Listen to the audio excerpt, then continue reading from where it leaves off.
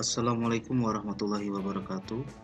Pada pertemuan ke-9 dari mata kuliah pengantar demografi, kita akan mempelajari mengenai morbiditas, kematian, dan faktor sosial ekonomi.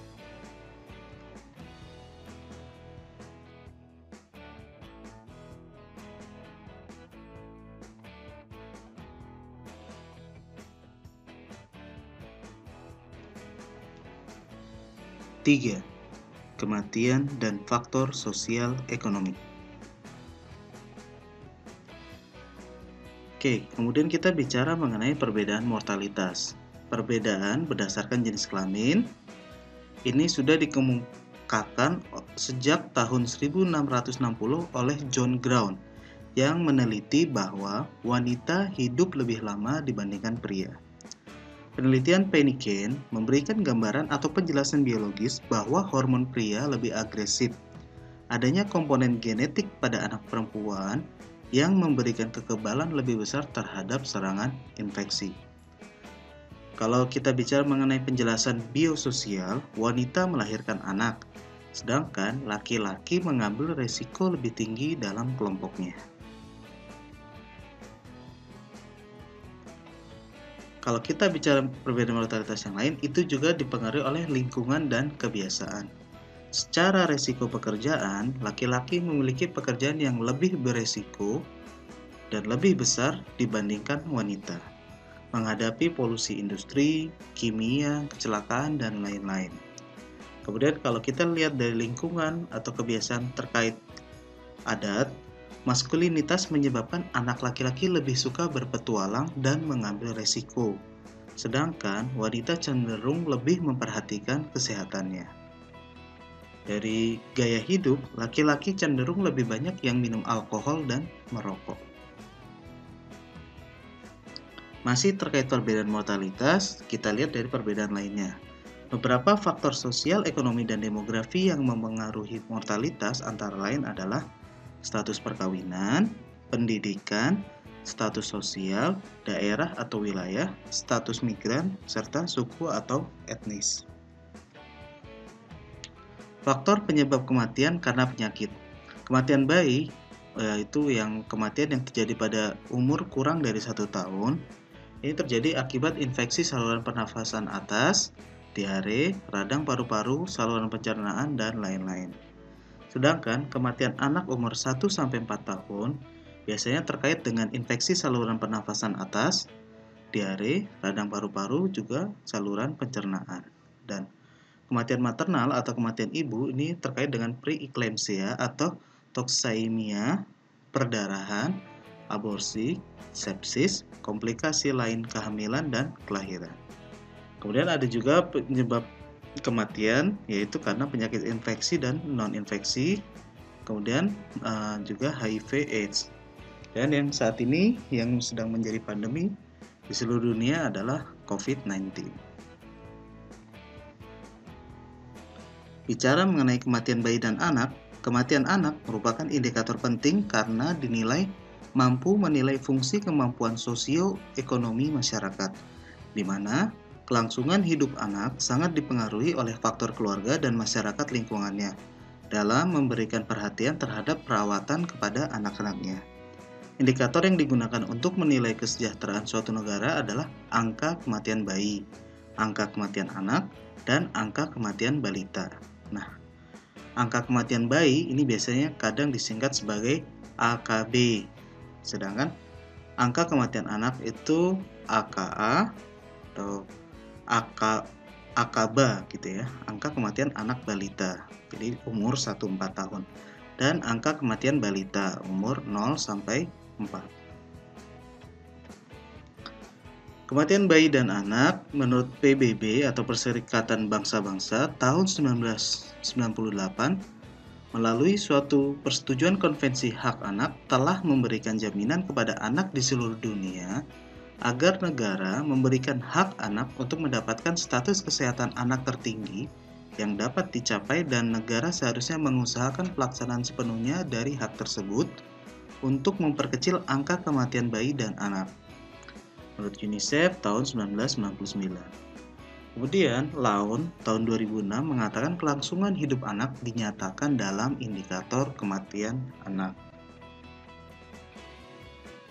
Anak usia di bawah 5 tahun atau balita umur 0-4 tahun merupakan periode paling rentan untuk terjangkit penyakit pada anak-anak yang berkontribusi dan menyebabkan kematian lebih dari 26.000 kematian setiap hari karena penyakit dan kondisi yang sebenarnya bisa dicegah.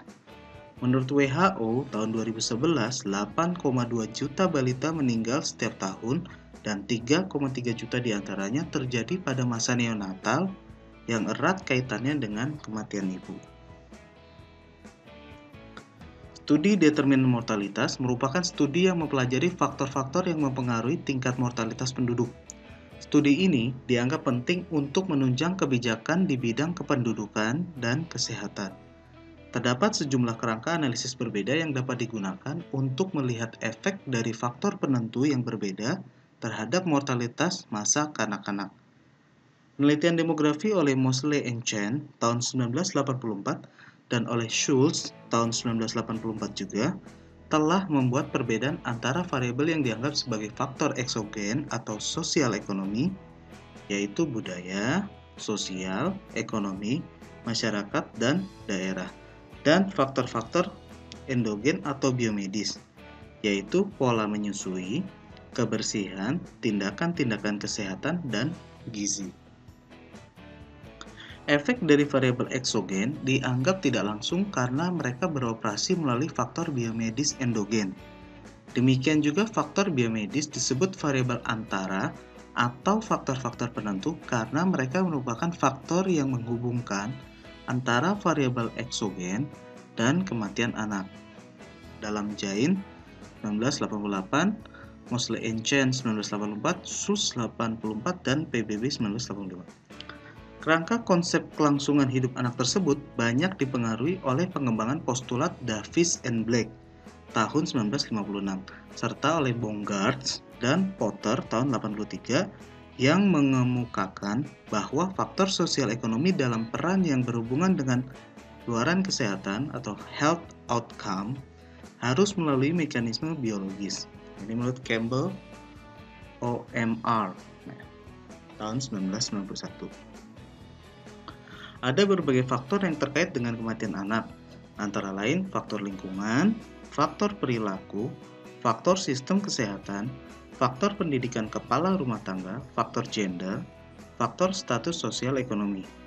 Becher et al. Tahun 2004 dalam M. Hussein et al. Tahun 2006 mengidentifikasi faktor risiko kematian anak, antara lain status sosial ekonomi, perilaku, kondisi kesehatan lingkungan, status gizi, dan pelayanan kesehatan. Sedangkan Kabir et al. Tahun 2001 mengidentifikasi faktor penting yang mempengaruhi kematian bayi dan balita adalah status sosial ekonomi dan pendidikan ibu. Akses ke pelayanan kesehatan dan sumber air minum juga berhubungan dengan risiko kematian anak. Kalau kita buat model kematian dalam bentuk sederhana, itu bisa kita gambarkan sebagai berikut. Jadi kita mengetahui ada faktor penyebab dan ada faktor resiko. Faktor penyebab dan faktor resiko ini bisa menyebabkan sakit, dan sakit bisa menyebabkan kematian. Faktor penyebab dan faktor resiko juga bisa menyebabkan kejadian atau insiden seperti kecelakaan, keracunan, kejahatan, ataupun ada faktor bencana. Yang ini juga berdampak pada kondisi morbiditas, yaitu sakit, yang akhirnya juga berujung kematian. Atau insiden itu juga bisa langsung menyebabkan kematian. Kerangka analisis Mosley and Chen tahun 84 itu bicara tentang studi kematian anak yang dilakukan untuk mengelompokkan 5 faktor sosial ekonomi sebagai variabel antara yang mempengaruhi kesakitan dan kematian anak, yaitu 1. Faktor maternal, yaitu faktor ibu seperti umurnya, kemudian paritas, yaitu banyaknya anak, serta jarak kelahiran. Jadi semakin tua, semakin banyak, atau semakin dekat itu kurang baik terkait dengan angka kematian ibu. Jadi sebaiknya umurnya jangan terlalu tua ketika melahirkan, juga jangan terlalu muda. Kemudian anaknya jangan terlalu banyak dan jarak lahiran jangan terlalu dekat. Itu salah satu faktor maternal. Kemudian yang kedua, kontaminasi lingkungan seperti kontaminasi terhadap udara, makanan atau air atau kebersihan tangan, kulit, tanah, benda mati atau serangga. Yang ketiga yaitu faktor kekurangan nutrisi. Kurangan nutrisi pada kalorinya, protein atau faktor-faktor mikronutrisi seperti vitamin dan mineral. Kemudian juga ada faktor luka. Ini akibat kecelakaan atau karena memang disengaja, karena stres atau karena mentalnya yang kurang baik. Dan juga ada faktor kontrol terhadap penyakit, yaitu bagaimana usaha pencegahannya dan perawatan medisnya. Jadi seperti kondisi saat ini, kondisi saat pandemi COVID-19 ini, bagaimana usaha pencegahannya agar kita tidak tertular, yaitu kita melakukan 3M. Kemudian perawatan medisnya seperti apa. Itu salah satu bentuk dari kontrol terhadap penyakit. Model umum untuk studi faktor penentu kematian bayi atau balita itu bisa kita buat sebagai berikut. Menurut Mosley tahun 82. Jadi, faktor penentu sosial ekonomi itu pertama ada faktor maternal. Jadi, tadi ya faktor dari ibunya. Kemudian ada faktor nutrisi, asupan gizinya. Kemudian faktor lingkungan, apakah lingkungannya mendukung atau tidak, dan faktor kecelakaan. Ketiga faktor yang pertama, ini bisa membuat seseorang sehat atau jadi sakit. Nah, kemudian juga bisa menyebabkan kematian. Nah, faktor penentu sosial ekonomi ini juga merupakan faktor pengendalian penyakit secara individu. Jadi, bagaimana individu itu melakukan pencegahan agar dia tetap sehat, atau ketika dia sakit dia melakukan pengobatan agar dia tidak mati. Nah, variabel dalam studi faktor penentu kematian atau balita itu ada faktor penentu sosial ekonomi. Di antaranya faktor individu itu bisa dilihat dari pengetahuan atau kepercayaan, baik dari sikap atau nilai dan sumber daya ekonomi. Sedangkan faktor masyarakat bisa dilihat dari kondisi ekologis, sarana fasilitas pendukungnya, kemudian struktur ekonomi atau politik di masyarakat tersebut. Nah, dari faktor penentu sosial ekonomi itu kita mendapatkan variabel antara yang tadi 5 ya. Jadi ada faktor maternal, itu misalnya usia, jumlah anak, jarak lahiran, faktor nutrisi, kalori, protein, vitamin, mineral. Kemudian ada faktor lingkungan, yaitu tadi udaranya bagaimana, air, makanan jari, kulit, tanah, terus apakah muntah, terus serangga, bagaimana, itu faktor lingkungannya. Kemudian faktor kecelakaan, insiden tadi ya. Kemudian faktor pengendalian penyakit, bagaimana pencegahan individunya dan pengobatannya. Dari hal-hal tersebut itu akan menjadi indikator biologi. Jadi kita mendapatkan kesakitan kumulatif dan atau sementara. Nah, sehingga bisa jadi dia menjadi komorbid atau tidak gitu kan. Kemudian kita mendapatkan variabel tak bebasnya yaitu kematian. Ini dari Mosley tahun 82.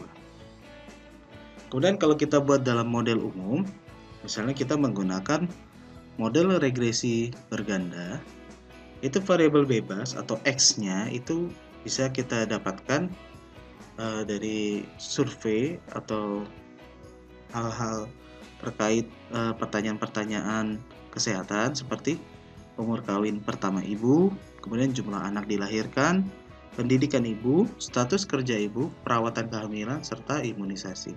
Nah ini kita buat variabel dependent atau variabel tidak bebasnya adalah mortalitas bayi atau angka kematian bayi. Kemudian kalau kita membuat model asosiasi ganda, berarti bisa jadi faktor-faktor tadi tidak berpengaruh secara langsung, tapi dia saling mempengaruhi secara tidak langsung.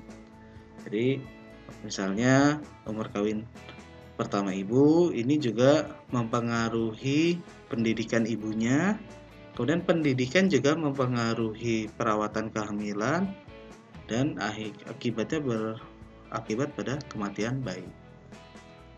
seperti itu.